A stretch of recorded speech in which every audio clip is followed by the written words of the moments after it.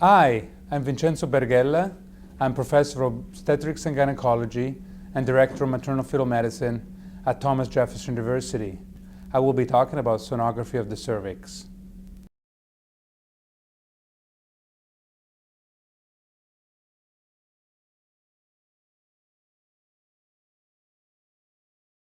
There are now over 1,000 papers written about sonography of the cervix, and this is a very hot topic in the literature.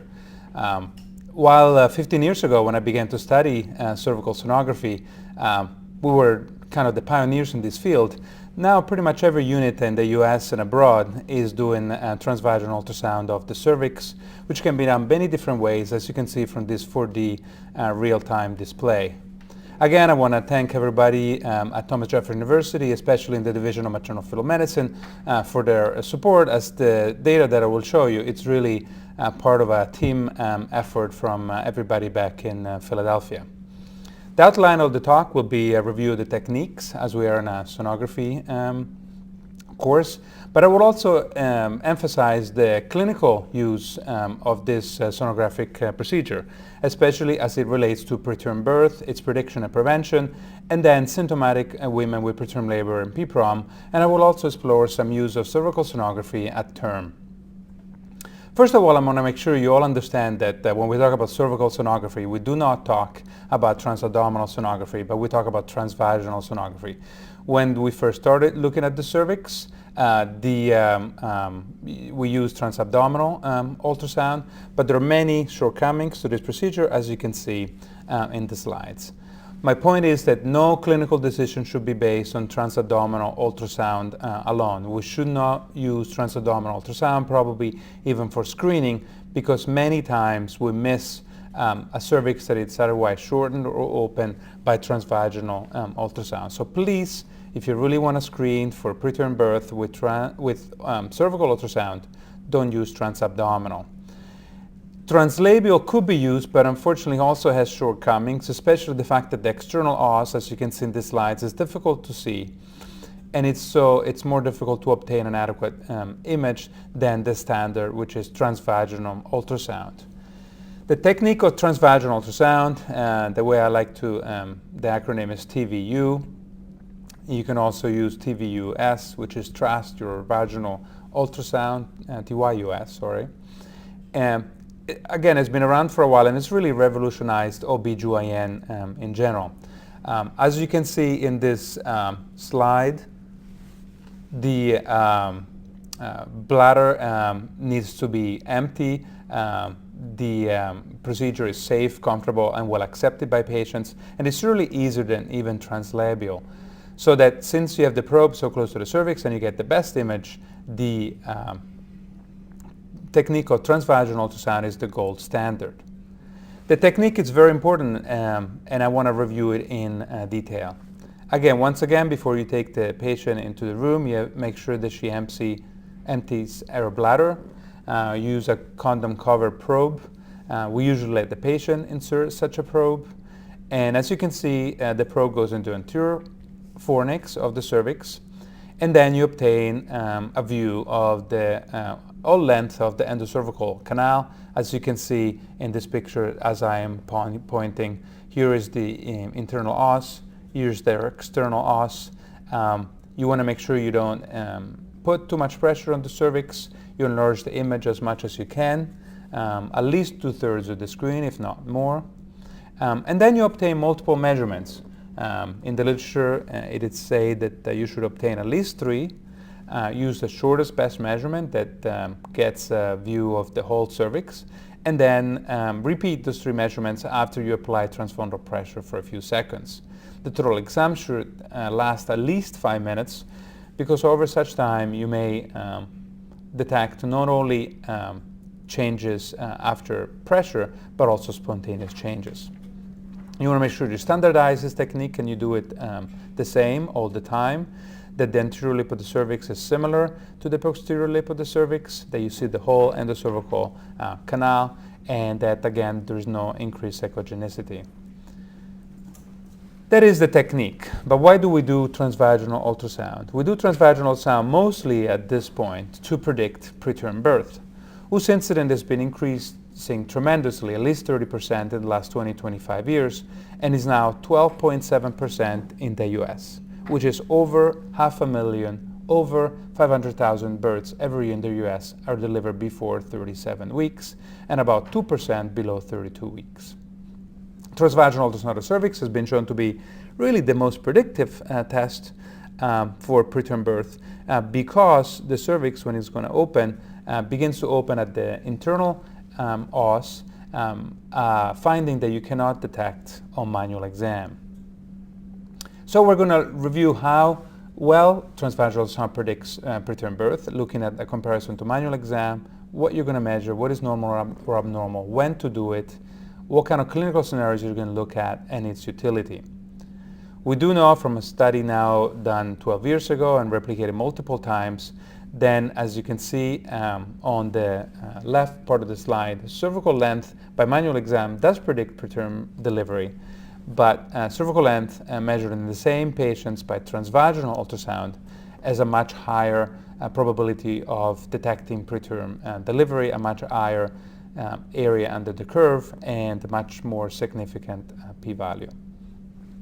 You can take multiple measurements on transvaginal ultrasound, as again you can see in the slide, but cervical length or the closed part of the cervix, even if there is a little bit of opening up at the internal os, is what you want to measure. So the distance from the external os to the end of the closed part of the endocervical mucosa. As you can see here, the measurement in a normal long cervix is 1 inch to 2. When you're measuring a short cervix, again, you don't want to measure the whole length of the cervix, but you want to measure the length of the cervix that is staying closed, as we used to call it, the functional length. You can also mention in a report the opening ear funneling. We most reported as B over A plus B in terms of measurements in the slides, but that's really doesn't add much to the prediction. And here you can see it in the slides, funneling in terms of degree of funneling is related to a higher and higher incidence of preterm birth, but it's so subjective, as you can see in this slide, really hard to tell what the internal os was, that really cervical length is the accepted gold standard. We do know, though, that the few patients that have a normal cervical length but have significant funneling have an increased risk of preterm birth. Sometimes you see cervixes that are closed, and what are you going to measure?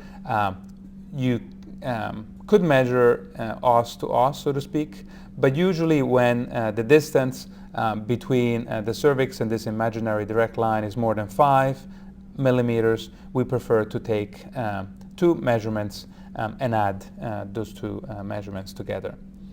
Again, when you have a curved cervix, that usually means that it's a long cervix. If you have a short cervix, it's almost always going to be straight.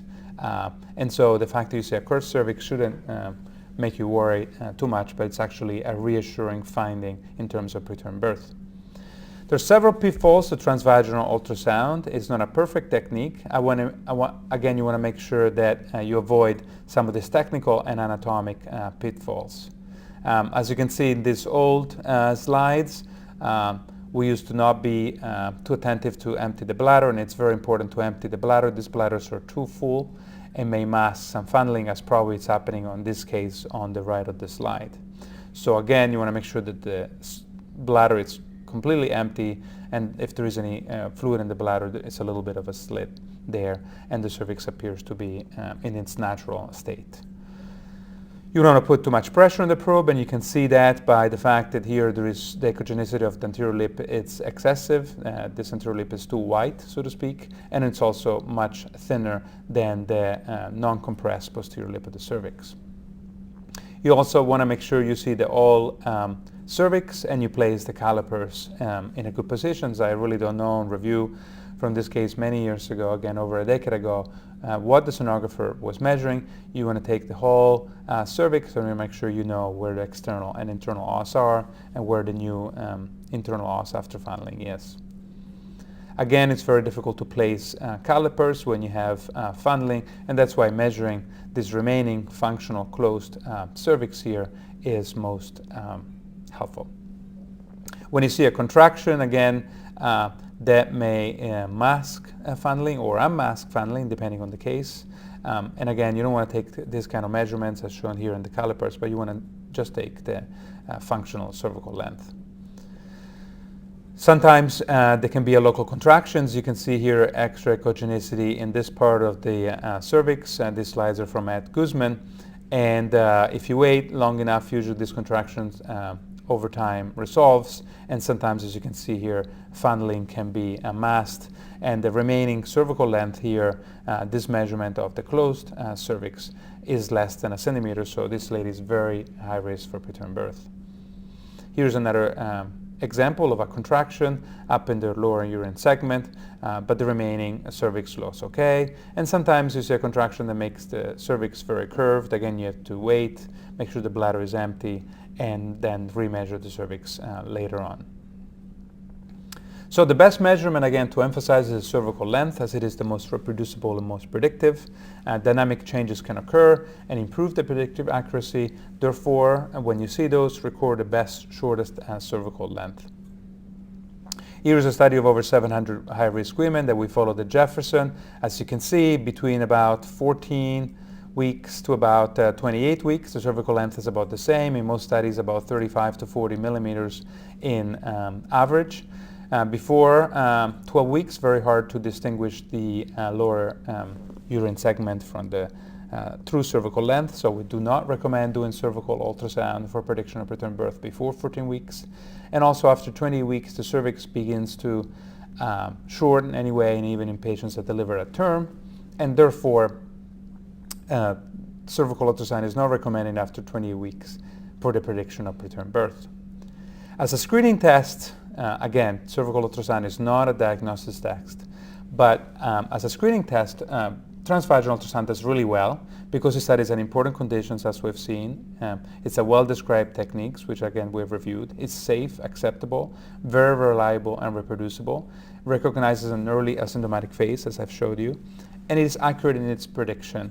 And now there is finally some treatments that can be effective in prevention, which I'll review in detail to put transvaginal ultrasound in its clinical application. Again, there's many papers that review the fact that it's a safe procedure, even in patients with premature preterm rupture membrane, with a randomized study by Dr. Carlin in '97, and it is acceptable by over 99% of women who would have it again in the future.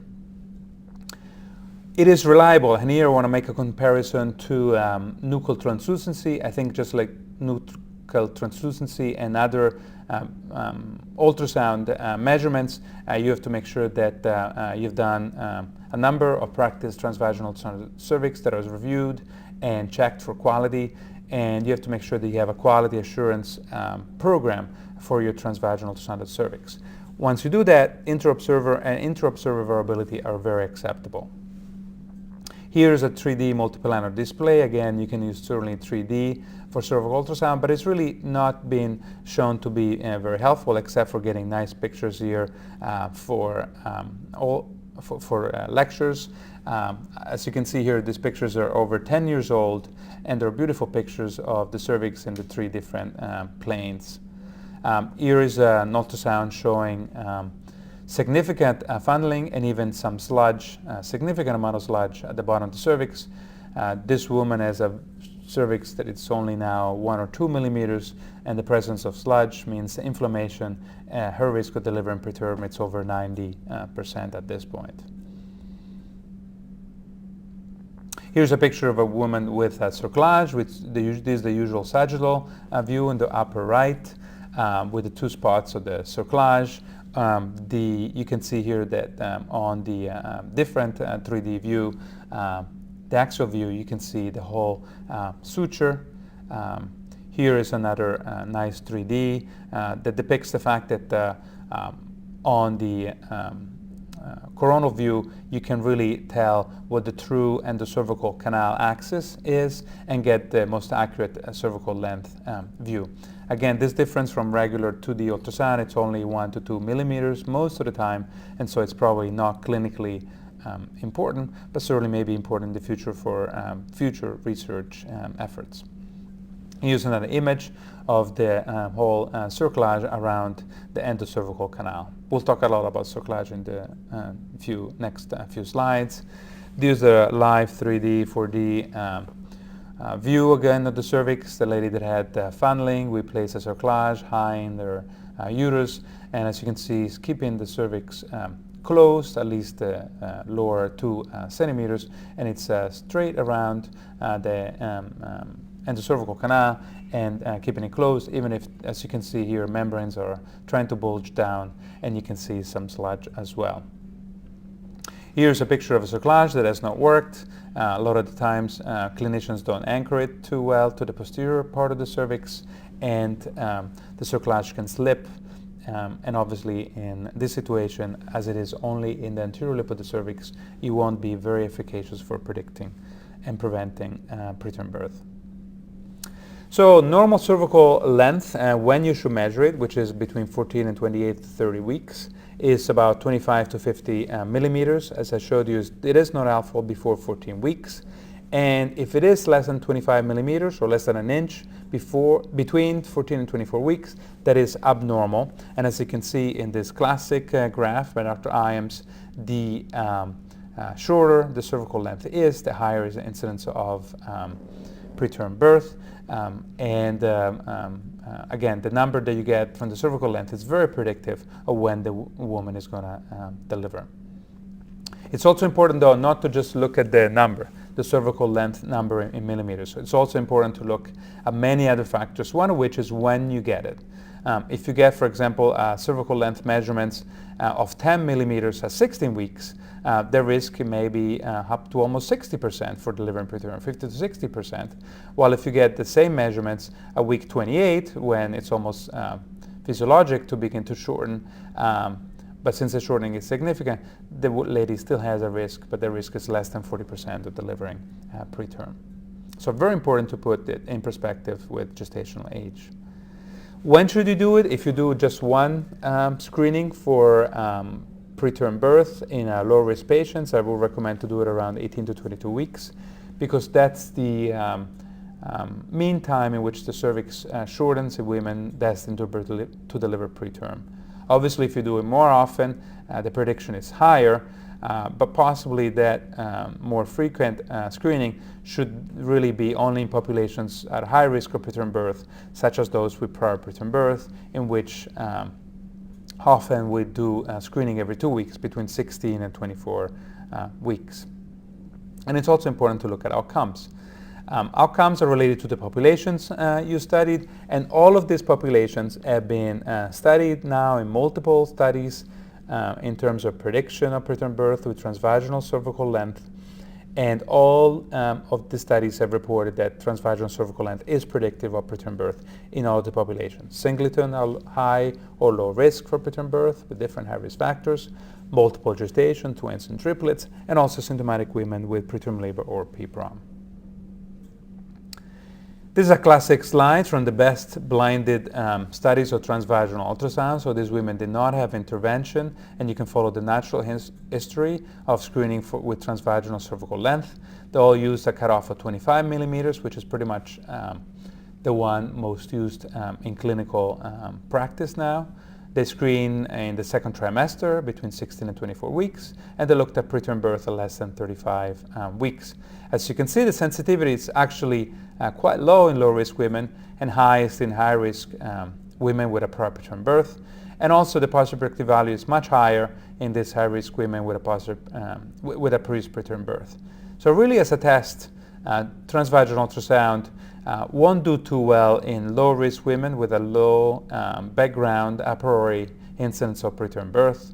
Will do best in singleton with a prior preterm birth or some kind of other high-risk factors, and won't do that well either in twins, because again, while the positive predictive value is high because of a high incidence of preterm birth, the sensitivity is very low, probably because twins have opening of the cervix only after stretching and maybe even some asymptomatic contractions of the uterus, and they're not really a risk for cervical insufficiency. Their cervix is fine, and that's why looking at it won't help too much in predicting preterm birth. I just want to switch gears a little bit and talk about not necessarily this book, but how we in medicine can make things better and how we can perform better and improve our outcomes. So we ask questions, we count and study our outcomes, we write them up in the literature, and we eventually change practice without complaining too much about working day and night. So once we decided and discovered that transvaginal ultrasound of the cervix was predictive, we have to understand why the cervix is opening, and then we have to study what can we do to change. Because being predictive, it's not enough. It's not going to help us in terms of helping the woman avoid a catastrophic preterm birth. There are many hypotheses as to why the cervix is shortening or opening, but the leading ones are that it's just not working. Somehow the collagen fibers are more interspersed, the matrix has changed, and that happens a lot because of surgery, because of some kind of surgery to the cervix, as you see there, or because of some kind of prior preterm birth or second trimester loss. I discussed the fact that uterine distension may be the cause for the cervix opening in multiple gestation or in cases in which the uterus is extra distended. Obviously, contractions can open the cervix, or infection can be related to cervical shortening.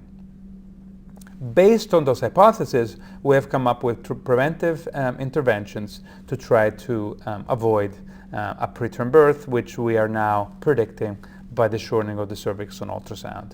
And again, this last part of the lecture, I will review mostly the clinical applications of cervical length, which is looking at intervention to prevent its outcome. And first, I will review cerclage, which has been the one by far most and best studied, placing a stitch around the cervix to keep it closed when we see that it's opening. First of all, there are many benefits of ultrasound screening, especially in high-risk patients. Before, and I have certainly a lot of data from the 80s and 90s, a lot of patients with a prior preterm birth and especially a second trimester loss, we used to place a cerclage anyway at the beginning of the pregnancy. Now we can actually follow with ultrasound, and the vast majority of these women, over 60% of women with a prior preterm birth, actually maintain a cervix looking like this one on the slide, nice and long and closed, more than 25 millimeters. And of these women, less than 10% deliver preterm. Very few do, and therefore no intervention is needed. So first, do no harm. Cervical ultrasound has really helped us decrease the incidence of cervical cerclage. In our unit at Jefferson, we used to have about a 3% incidence of cerclage in our population. It is now less than 1%, and it is because of cervical ultrasound. The policy of not placing an indicated cerclage versus following them with ultrasound and placing a cerclage only if the cervix shortening has been studied in at least 4 randomized studies. 4 randomized studies here listed. You can see the number of patients, the outcomes that we're looking at. And again, these women all had risk factors for preterm birth and either had all of them a cerclage at 12 weeks or so, or were followed by ultrasound and cerclage only in the minority of cases in which the cervix shortened. As you can see, none of the single studies had significant differences between these two practice patterns, and when we put them all together again, the meta-analysis showed no difference. So very safe to follow somebody at high risk for preterm birth with ultrasound. But what do we do with the interesting patients that have a short cervix? Again, cerclage has been the procedure more studied, and there are at least 5 randomized studies now that have been published. The last one has been published only in abstract form, and I'll review it separately. The first 4 are summarized in this meta-analysis that we published in 2005. The authors of the single randomized studies were us at Jefferson, Dr. Rasta, High Valley, Dr. Altutus in Holland, and Dr. Toe in the UK and many other countries around the world. When we looked at the 200 and some patients that had singleton gestation, a prior preterm birth, and a short cervix, The ones that had cerclage, here in yellow, had a much lower incidence of preterm births at less than 35 weeks compared to the ones that were just followed and didn't have cerclage. The relative risk was 0.61, and as you can see, the confidence interval did not cross 1, so that this was a significant results. By placing these 107 cerclages in the randomized study, we saved 5 neonates, so that the number needed to treat was 1 in 21. Here is looking at now the most recent study, yet unpublished, but presented at Society for Maternal-Fetal Medicine a couple months ago. And Dr. Owen and colleagues, including us at Jefferson, randomized now 300 women, so even more than all the 4 prior studies combined, with similar criteria: a singleton gestation, a prior preterm birth. Then they were followed in the second trimester, and the one that had a short cervix were randomized to cerclage or no cerclage. And as you can see, once again, the cerclage column is much shorter, 32% rate of preterm birth versus 42% in the no cerclage. And the decrease was about 33% in preterm birth.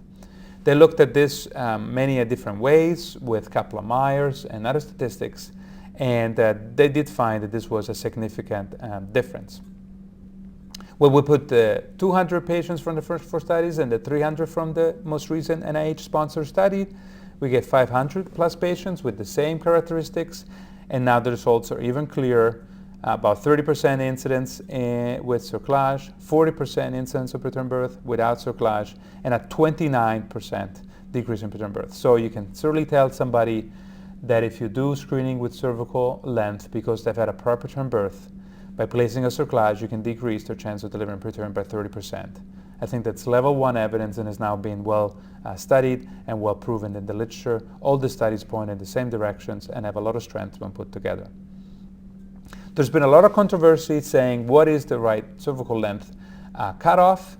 As you can see, these are data from the first 4 studies. Cerclage seems to work both for the women at the extreme left of the slides with a very short cervix, so less than 6 millimeters, as well as the women that have a cervix that is minimally short, 21 to 24.9 millimeters. So a lot of controversy, but again, I think even at this mildly short, so to speak, cervixes in the second trimester, women with high risk factors such as prior preterm birth and a mildly short cervix are going to benefit from cerclage. The biggest population, though, is going to be the women without such a history, without significant risk factors, and a short cervix anyway. And as you can see here, there is a trend in the meta-analysis for a decrease in preterm birth from 33 in controls to 26% in the ultrasound-indicated cerclage, but the results are not yet significant, and I think that this issue has been understudied. In twins, instead, cerclage seems to be detrimental, and we have therefore stopped doing cervical ultrasounds in multiple gestation because we really don't know what to do with the results. If we place a cerclage, we actually doubled, more than doubled, the incidence of preterm birth.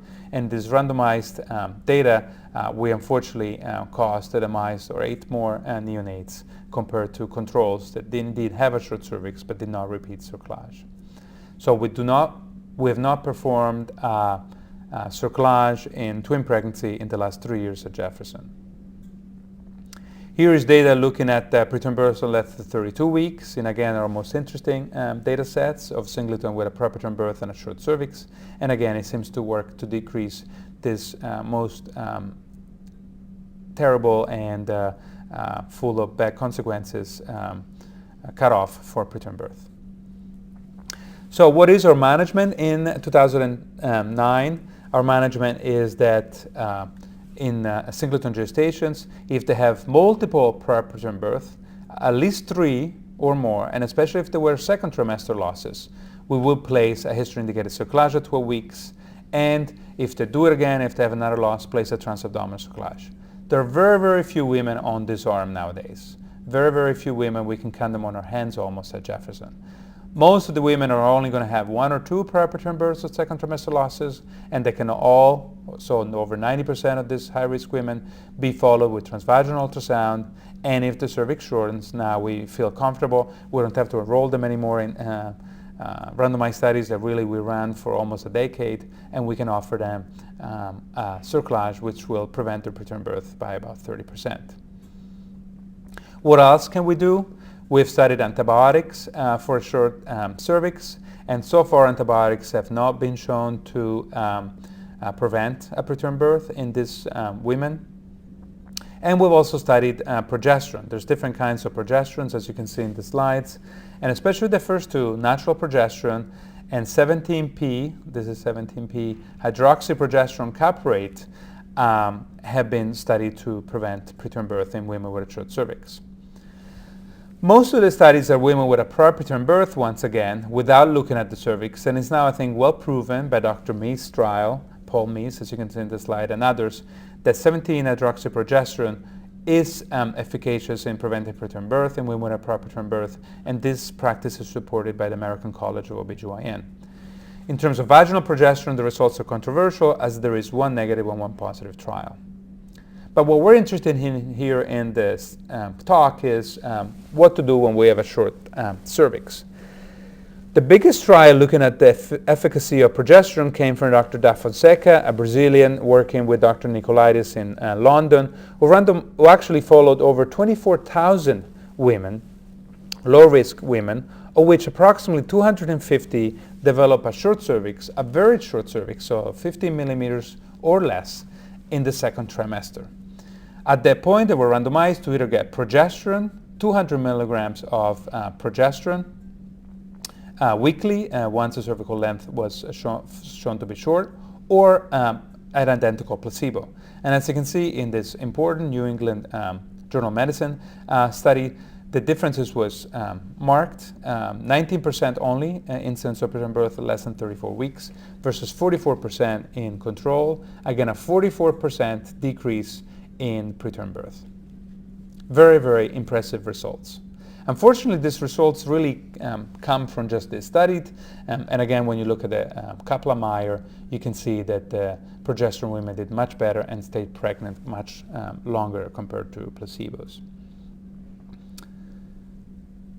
That is really the best and only study looking just at progesterone. There are other interventions that have been postulated to help. Pessary is one of them. Unfortunately, no randomized studies on the use of pessary for a short cervix have been published yet. And the good news is there are many randomized studies currently going on. The next thing I want to talk about is the diagnosis and management of preterm labor. This is how we used to do it in the past and still now in many units. Lady comes in, she has pain, and you put her on the monitor, she has contractions, you look at her cervix, and it looks short by manual exam. It's kind of a blinded procedure, awkward, and very subjective, practitioner to practitioner. That's the old way to do a diagnosis of preterm labor. I think that the new way should be using the transvaginal probe. Now we have a lot of information that using the transvaginal probe is much better at diagnosis preterm labor. There are many studies, now almost 20 studies, looking at cervical length in the third trimester now. All of these studies show that transvaginal ultrasound is predictive of preterm birth in women that have symptoms of preterm labor.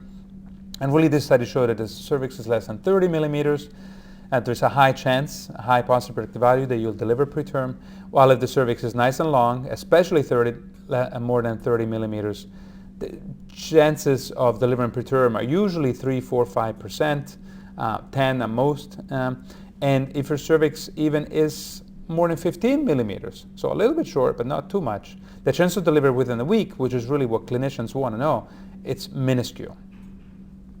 I will review now one randomized study that we did here at Jefferson, and it's really the only one using cervical length and fibronectin for prevention of preterm birth in women with preterm labor.